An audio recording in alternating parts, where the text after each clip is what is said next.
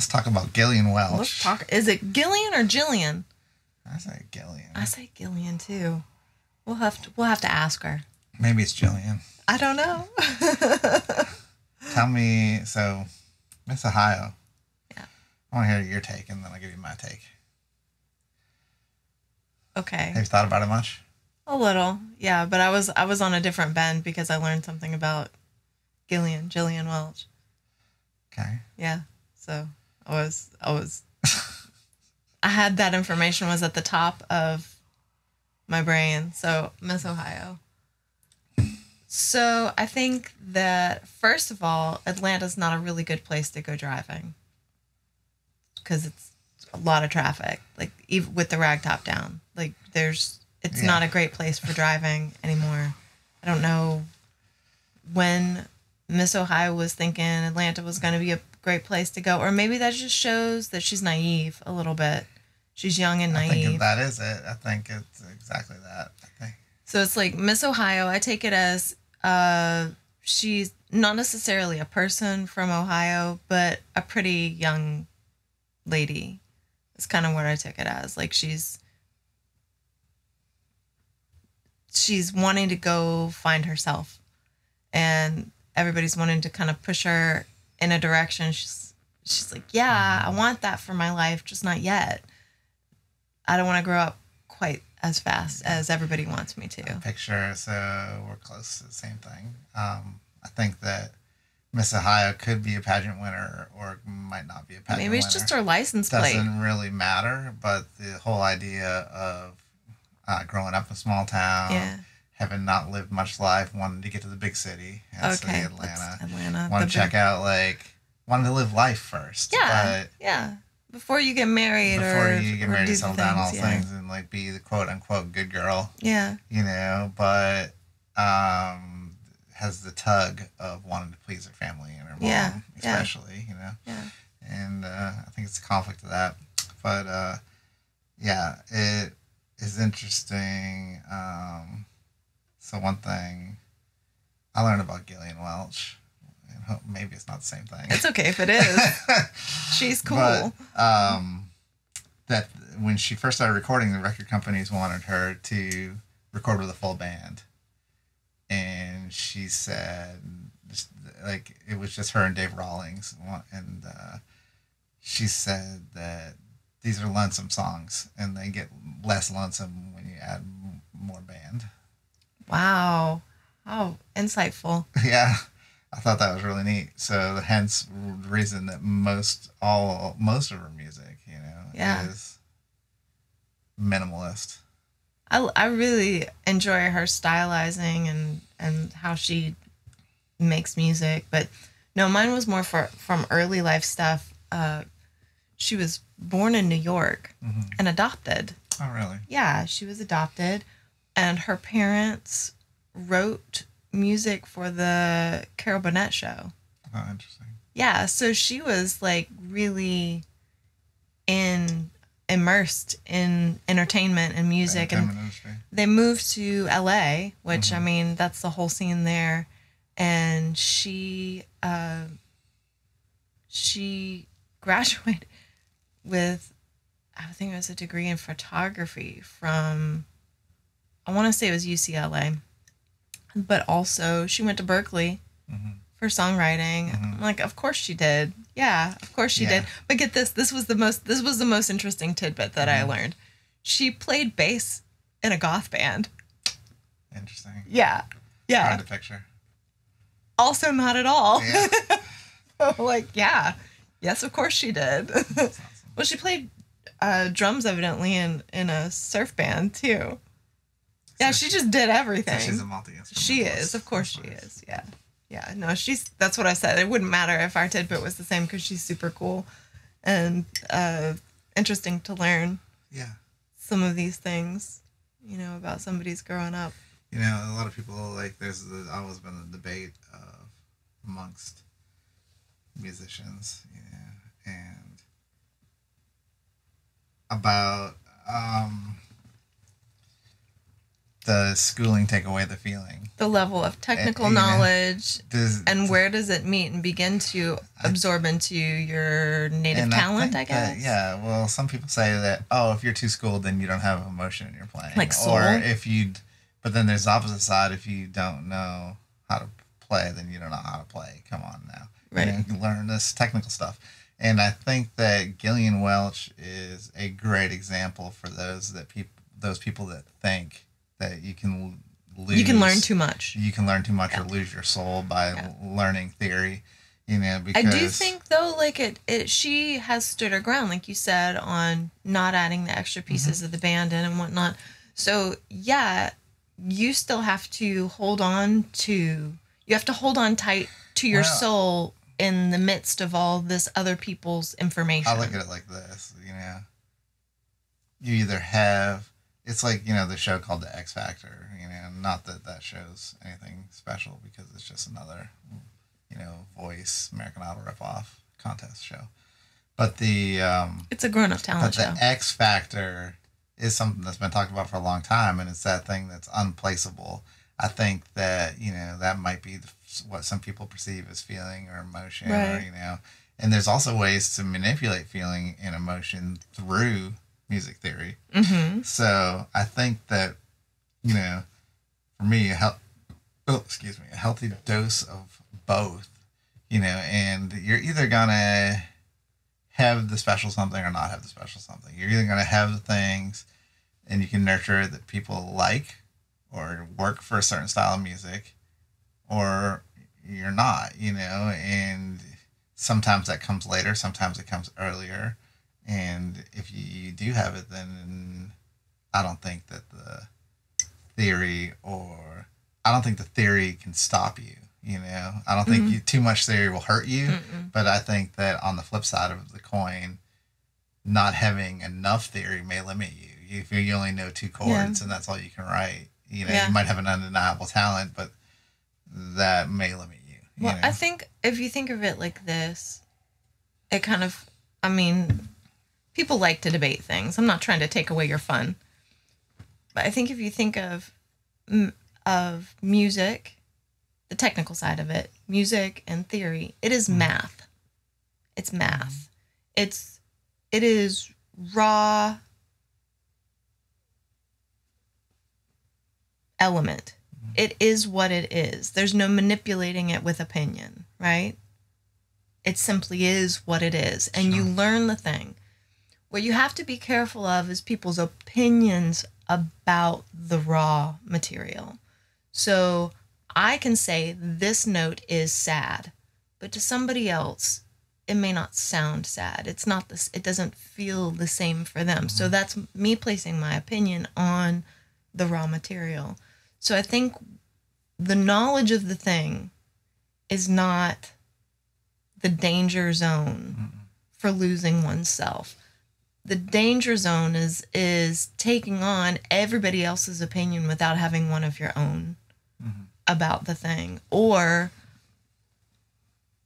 just not making up your mind on it and choosing to be, like, I guess, willfully ignorant of the thing because you feel like this is my shtick.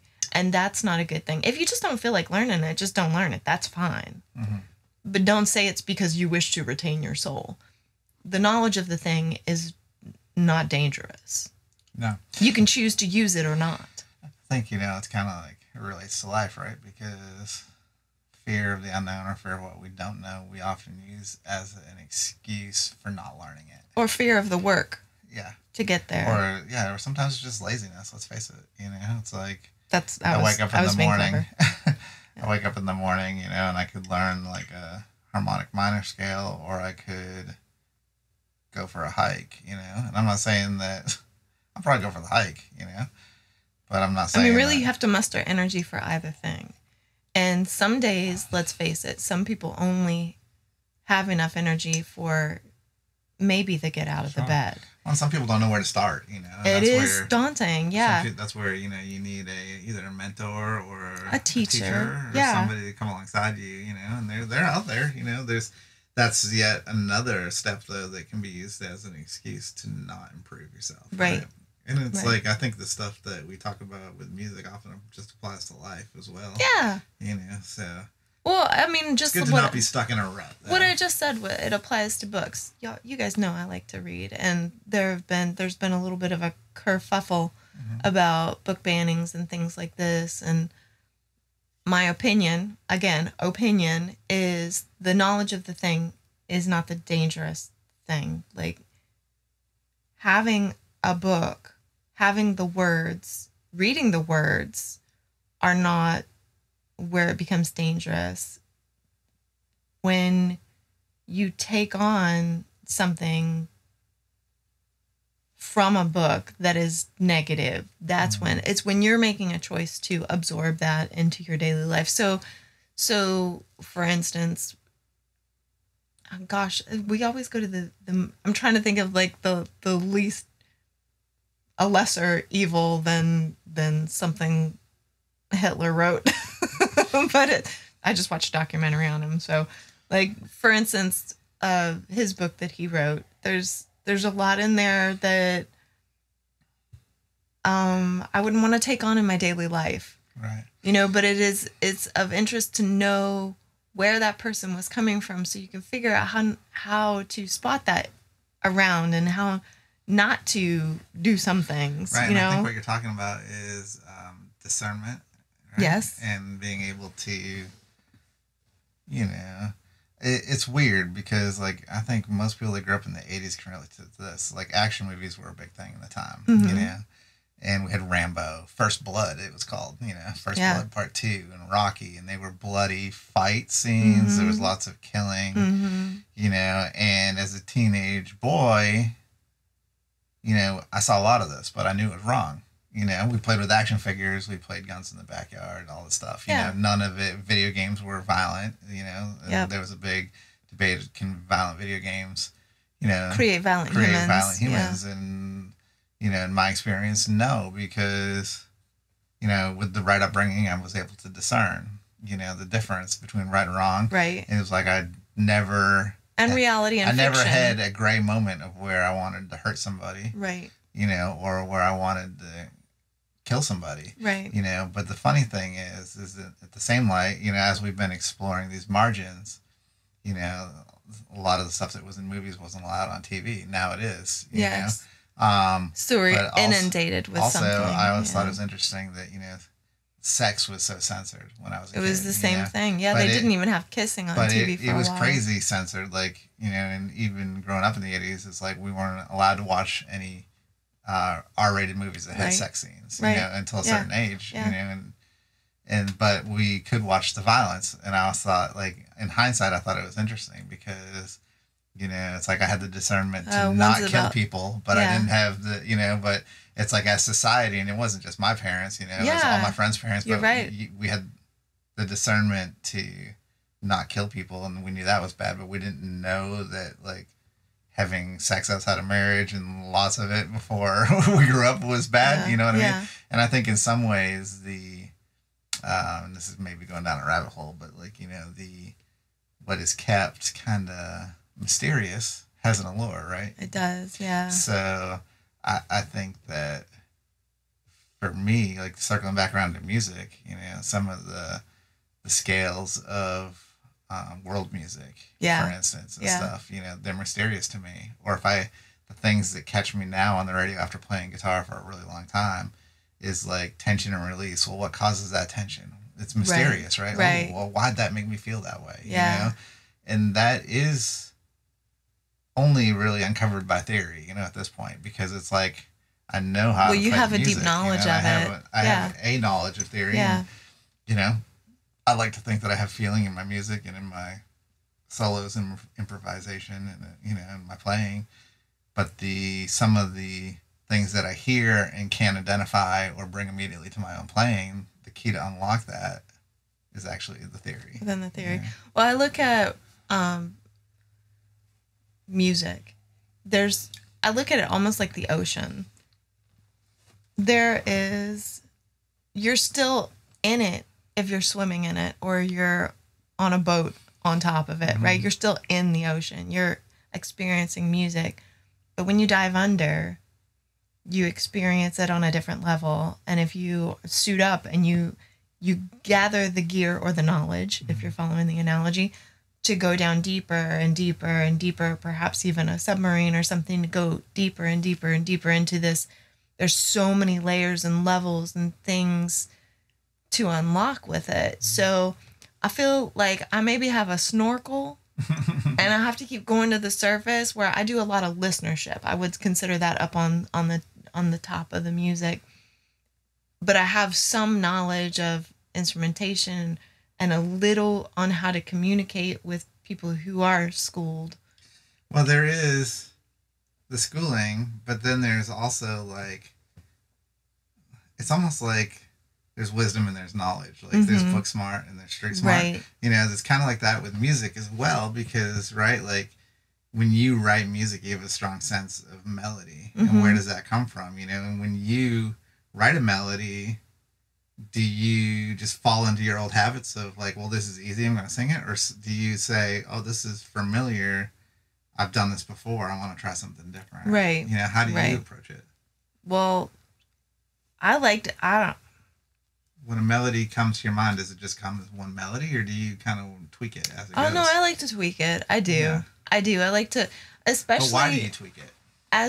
Because when something comes to me and I bring it to you and we are putting flesh on the bones, so to speak, of a song, then the relationship of the melody to the notes that you've chosen, it has to be, it's weaving.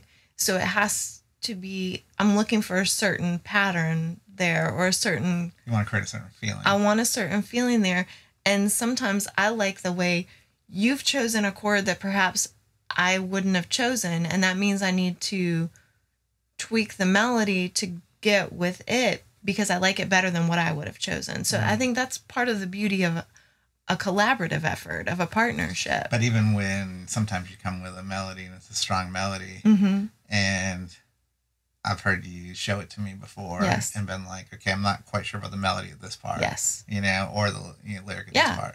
You know, so I think you can understand that something is comfortable without it being right. I think it's that's just part not of the sitting street quite smart right. that I'm talking about, though. You know, it's like you have a like relative. It's not, I can't really call it theory, but it's a relative perspective of how music and understanding of how I have an music understanding like, of it, yeah. You hear it and you're like, okay, this isn't moving the way I want it to. Yes. I want to move this pitch up or pitch And that's down, part of the reason I feel like, back to the ocean, I have a snorkel. Because I have to keep coming up to the top to give a listen and reevaluate where I'm at and where I want to sit in it, and like go back under and create with you. And while I feel like you're hanging out there in a diving suit just waiting on me about half the time. Well, it's like, you know, you start to understand things and the way that music works. You know, I think that things that started to break down doors for me in my playing, music-wise, you know, as far as lead and soloing and melody, you know, single note melody, not chord harmony or anything like that. I understand. But like in single note melody was understanding that I like how this note sounds in this song at this part against this thing. Yes. Oh, that's what happens when I bend the second to a third, a half step bend over this particular chord. And I've watched you translate that into... You can translate it to other songs. I've watched you translate that into some of your vocal harmonies too, as you've begun to explore doing more of that in our live show. So, like, I'm so proud to see you grow. You're growing in all the avenues simultaneously. Yeah. And it was like we were talking about the other day. It's exciting for me to watch you also, because it's the like the writing songs that you have to teach yourself when you're done writing them. Yeah. You know? Yeah. Because you're writing to the edge of your ability. Yeah. You know, I think that it's challenging. Music is interesting because you can have command over your instrument. And, you know, you can have physical command and not have, and have a very limited knowledge of what you're actually doing. But then the flip side of that is you can have a huge knowledge and limited physical command. Right. So it's like two things working together to create a whole presentation that is unique into itself. Well, I know that there have been some studies done on the brain activity of live musicians, and in particular, musicians who do improvisational work. And it uses both sides of the brain simultaneously. And there's very few activities that one can do that uses both sides of the brain really evenly simultaneously. Right. So there, like, if you want good brain health, go play live improvisational music with other people. Right. Yeah, let's fight dementia. Right. And I encourage people to understand music theory more, you know. It's like there was a point in my life when I was a younger musician that I didn't think that theory was super important, you know. But luckily I had a guitar teacher that did, you know, and he instilled it in me at a beginning age. And then, you know, there was periods where I didn't study much theory at all because I felt like my playing lagged behind. Right. You know, I had to be at a certain place in order It can to be a advance. little frustrating. And it can be frustrating, you know, but then, you know, you think about a profession, you know, I could be really good at building a 6-inch brick retaining wall. Okay. You know? I could be skilled. I could be skilled, but not a mason. Maybe I just know how to mix concrete and make a just that much. Like a 3-foot wall. But I could run into serious problems if I was to make a brick archway and build a brick house. You know what I mean? It's not just because I'm skilled. You know what I'm saying? Right. It's like I don't have the tools or the knowledge to build that arch. I'm not sure. You know, that's like the theory. The theory is, okay, you have the skill as a brick mason, you know. When you get to this arch, this is how you're going to build it. This is how you frame around the windows. This is how you'll do a peak on a roof. This is how you do this, you know. Hey, you know what? Maybe we're not even building a house. Maybe we're going to build like a octagon gazebo, you know, or we're going to lay this or that or a waterway, you know, and it's going to be bricked, you know, and that's where all the theory comes in because you know how does the concrete react underneath the water and you how know, they how long relate to each other. Yeah. How many bricks deep do I have to stack it to get the structure support that I need, you know, and that's how theory is, you know, it's basically the knowledge to do the work, you know, so I think that it's important, and the nice thing about it is that it's always a challenge because there's always more to learn, you know, and if you learn more, just because you learn more to retain, you don't always retain it. It's like knowledge, you know, if it's not put into practice. Right, you're going to lose it. You can lose it. So there's and it takes a while to actually do it. Like the first time you build an arch, maybe like the spacing between the bricks wasn't it's exactly a little right. wonky. Well, it's kind of like the first pancake. Just be ready to toss it. It's like the first time maybe you do like a modal scale or, you know, a certain progression, like some of the notes are kind of, I'm not sure about that, you know, and then even later on, you can still make those mistakes because, you know, you're not fluent. But also, it's never too late to learn. It is never too late to learn, you know. I'm still learning every day, so hopefully. It's never too late to start. It's never too late to start either. No, absolutely not.